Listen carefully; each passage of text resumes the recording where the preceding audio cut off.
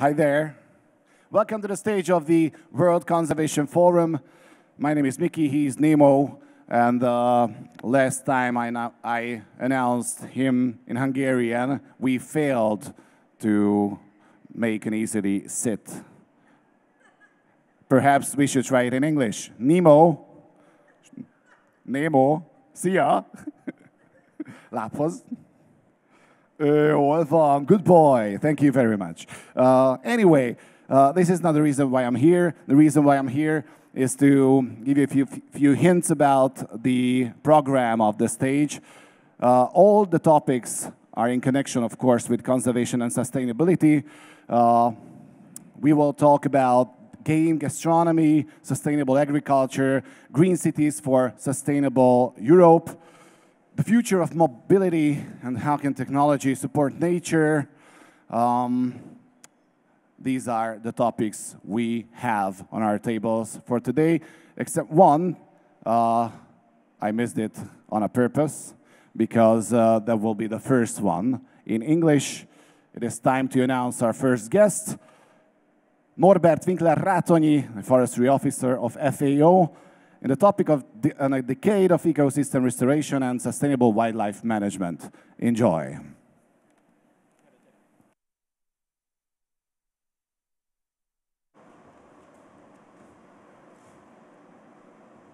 Good morning, and you're Norbert Kiwanok. I'm Norbert Winkler Rathony. I'm working for the Food and Agriculture Organization of the United Nations.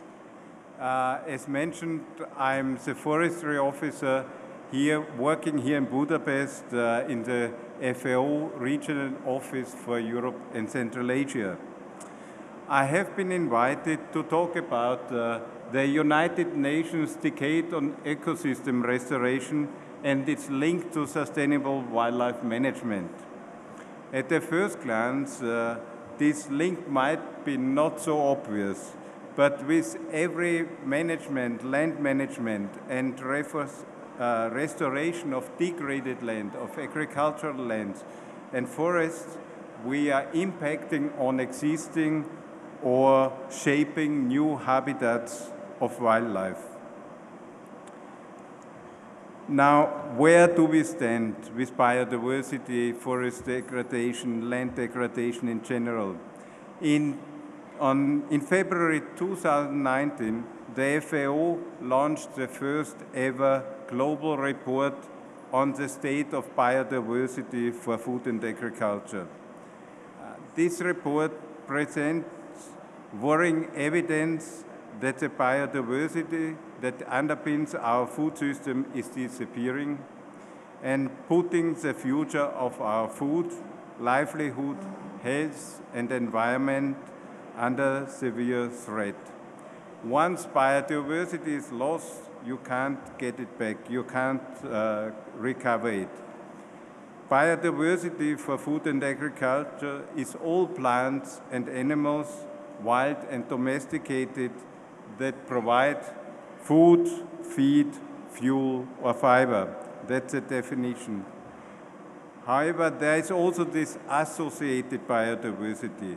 That's all plants, animals, and microorganisms such as insects, birds, mangroves, seagrass, soil, fungi, and bacteria that keep soils fertile, pollinate plants, purify water and air, keep fish, but also trees healthy, and help us in fighting crop and livestock pests and diseases.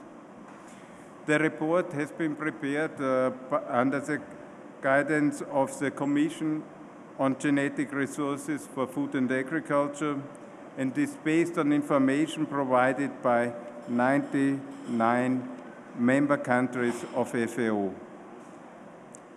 So where do we stand? Less biodiversity means that plants and animals are more vulnerable to pests and diseases. Combined with the reliance on fewer and fewer species for our food, ourselves, the increasing loss of biodiversity for food and agriculture puts food security and nutrition at risk. Not only in another continent where we think it's far away, it's also a threat to our region.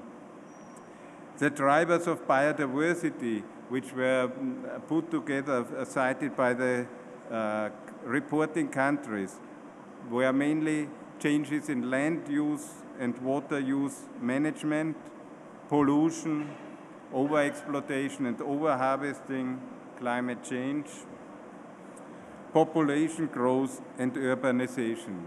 Concerning the associated biodiversity, there's not such a homogeneous picture. All countries from all continents, all over the continent, put habitat alteration and loss as one of the main causes for the loss of associated biodiversity. But if you look at the other points, overexploitation, hunting and poaching is relevant, most relevant for Africa. Changes in land uses and intensified agriculture, relevant for Europe and Central Asia. Overexploitation, pests and diseases, and invasive species for Latin America, and so on. However, there is some hope. 80 out of the 91 reporting countries indicated a growing interest in biodiversity-friendly practices and approaches. What do we mean by that? That means organic agriculture, conservation agriculture, sustainable soil management, sustainable forest management, and integrated pest management. To summarize, biodiversity makes essential contributions to productivity, food security and nutrition, rural livelihoods and resilience. We need to sustainably manage and restore all kinds of land and seascape areas, and FAO is already actively supporting our member states in the design and implementation of those practices. But it also needs the commitment of both producers and consumers to turn the tide, namely to reduce the pressures on biodiversity for food and agriculture, as well as reversing the trends that leads to biodiversity loss. FAO is committed to support its member states, and therefore we reshaped our FAO strategic framework. FAO supports the transformation to more efficient, inclusive, resilient, and sustainable agri-food systems for better production, better nutrition, better environment, and better life for all. The new FAO strategic framework embraces an approach of biodiversity and ecosystem services as an entry point to increase food production, improve nutrition, and enhancing rural livelihood.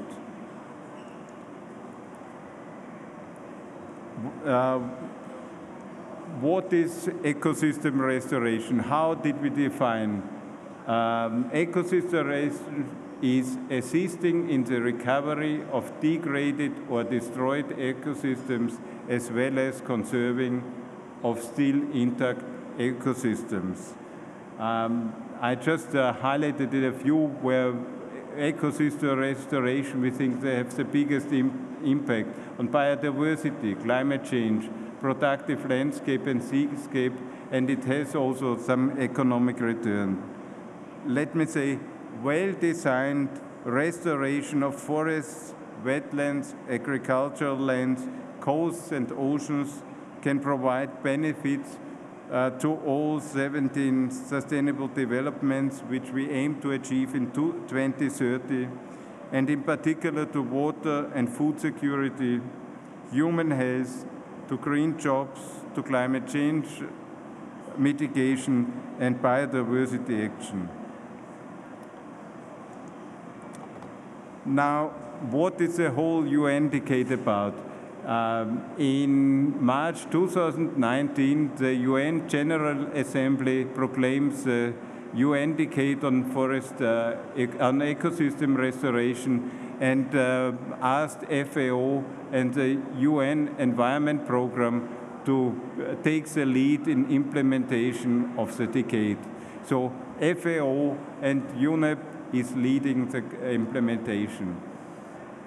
In September 2020, a strategy for the decade and the visual identity was released. In June 2021, on the World Environment Day, the decade was officially launched. And 2019 and 2020, the focus has been mainly on consultations between the partner organization in planning and building partnerships. The governance of the decade is rather lean. We have an advisory board and task force on best practices, finance of restoration, monitoring, science and use, and soon on indigenous people. And the decade reports directly to the UN General Assembly. And there are also 10 principles, but I don't want to go into these details. You can find it on the website. The overarching vision of the UN decade is a world where the relationship between humans and nature has been restored. We hope that the area of healthy ecosystem is on the increase again, and ecosystem loss, fragmentation, and degradation has been ended. For this, the 3 goals underpin these visions. So what are the goals of the UN decade? On the one hand, enhance global, regional, national, and local commitments and actions to prevent, halt, and reverse the degradation of ecosystems. Second goal, to increase our understanding of the multiple benefits of the successful ecosystem restoration. And third goal, to apply this knowledge in our education system within all public and private sector decision making. So what does it mean, UN decade? What are we thinking about when we look at the forest sector? We are talking about halting deforestation and forest degradation. Keywords like forest restoration, reforestation, and afforestation comes to everybody's minds. Sustainable forest and wildlife management and forest-based livelihoods. And whatever we do, there is a need to monitor the progress of restoration. For this, we have the FAO Global Forest Resources Assessment, which now for decades traces the loss or the gains in forest cover and changes in land uses. Restoration of degraded forests and reintroduction of trees in landscapes can help to take the pressure off the existing forest land, provide forest products, conserve biodiversity, improve hydrological flows and soil fertility. It also helps to reduce soil erosion and contribute to climate change mitigation. What does it mean, the decade for the agricultural sector? What is the aim? We want to recover the capacity of agricultural landscapes to deliver multiple ecological functions through a variety of nature-based solutions.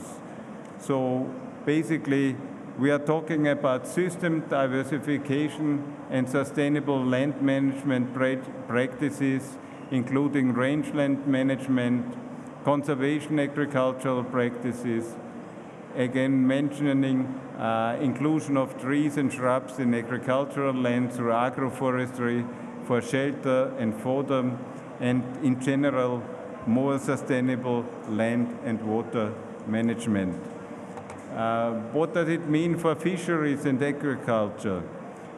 We need ecosystem-based approaches to fishery, restoring of damaged marine habitats, including mitigating impacts of marine litter and microplastic, which you find everywhere, even in the remotest areas of the ocean.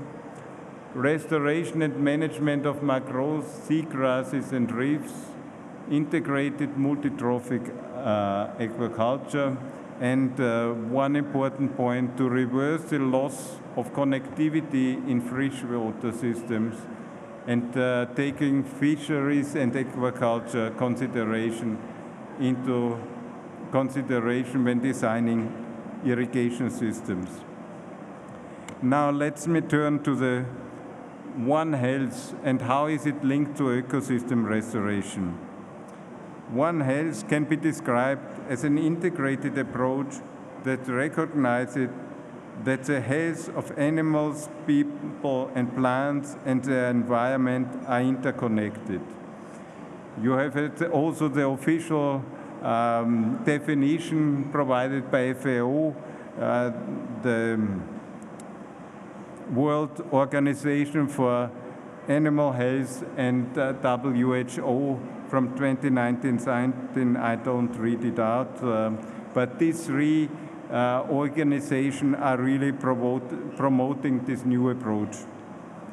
The One Health approach has been increasingly applied in food safety, in fishery health, in the control of zoonosis and the livestock human interface, and also in combating antimicrobial resistance. When we talk about wildlife-livestock human interface, that leads to the key question: under what conditions coexistence between human and wildlife is still possible in the 21st century, as population and resource pressure, economic growth and globalization become even more intense. So what needs to be done? Effectively manage or offset human-wildlife conflicts, zoonotic spillovers, and the loss of biodiversity in an effort to bring them to a level where communities can sustainably coexist with wildlife. In doing so, we should ensure that society increasingly recognizes the management of wildlife and protected areas and its role in contributing to the delivery of a range of ecosystem services that are essential to forest, food, and agriculture.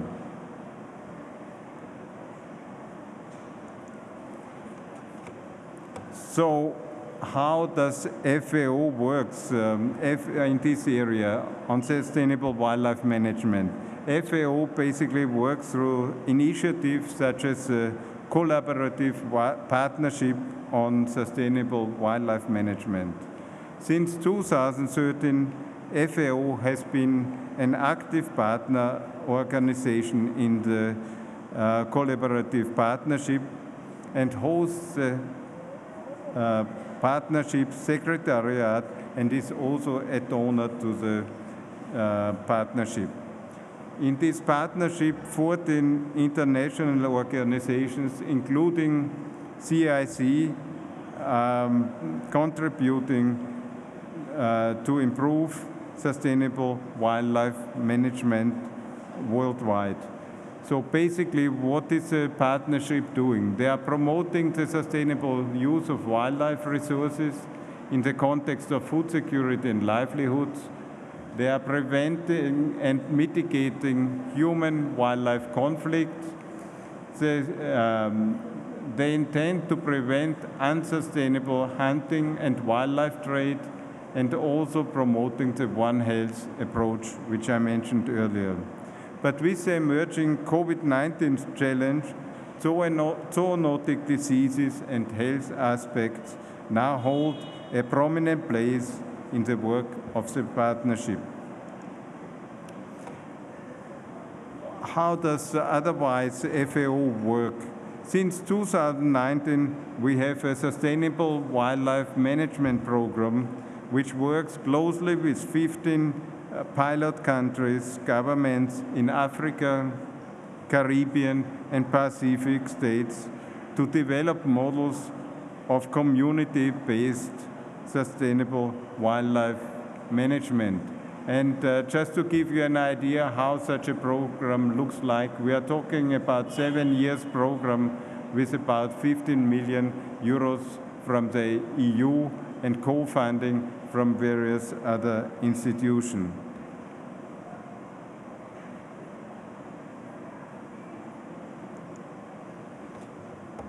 The Sustainable Wildlife Management Program has multiple objectives. One is also, it's maybe less relevant for Europe region and Central Asia, but in general, strengthening the rights of indigenous people and local communities to land tenure and natural resource use. Furthermore, it tries to organize targeted social marketing campaigns to reduce urban consumption of wild meat. It tries to increase, as an alternative to wild meat, the sustainable production of poultry, farmed fish, and edible insects, and also, again, promoting the One Health approach along the meat value chain.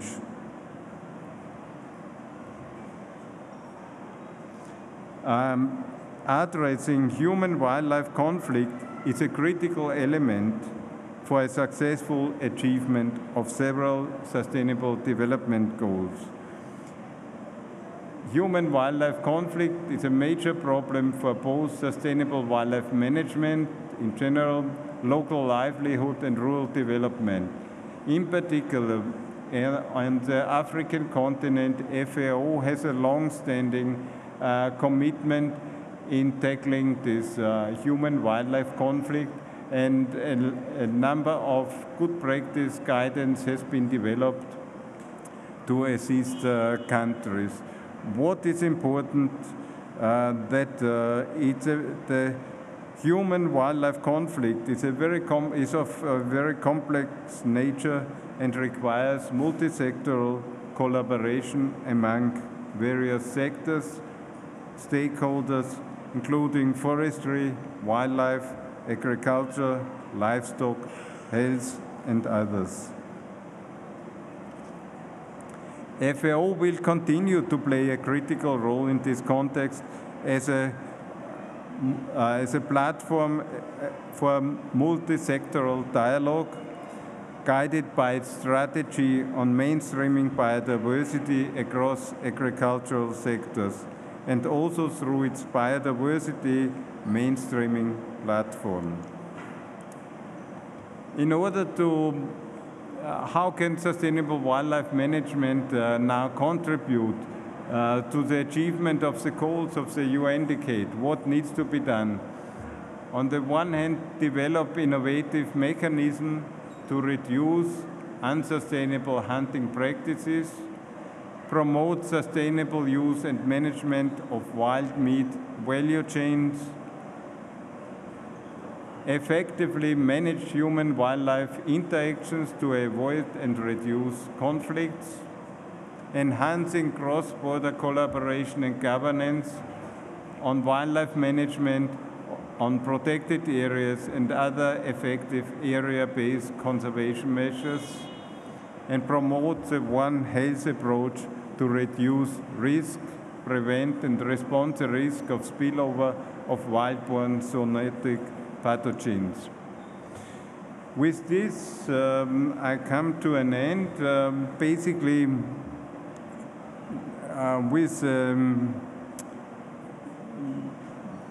encouragement to join the global movement to upscale ecosystem restoration.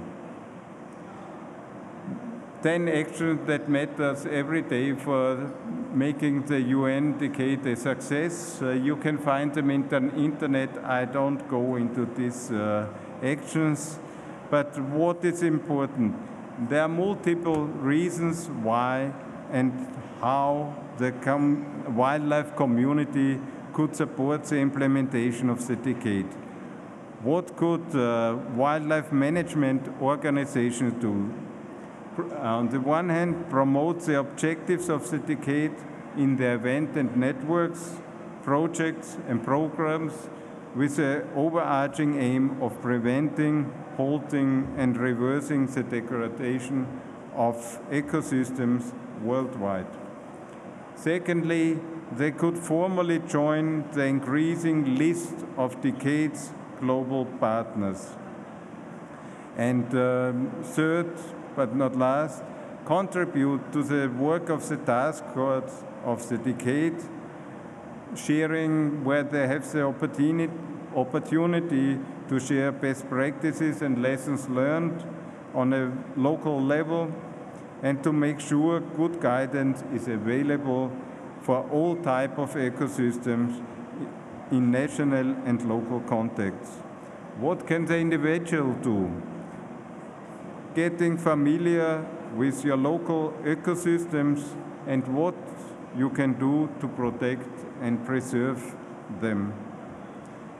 And also act as advocates for ecosystem restoration as a means to ensure sustainable management of wildlife, and introduce the topic to your neighbors, in your family, to your friends, and bring it to schools, etc., educate the public. And we are looking forward to your energy, innovation, and support to join via social media the Generation Restoration community. Thank you.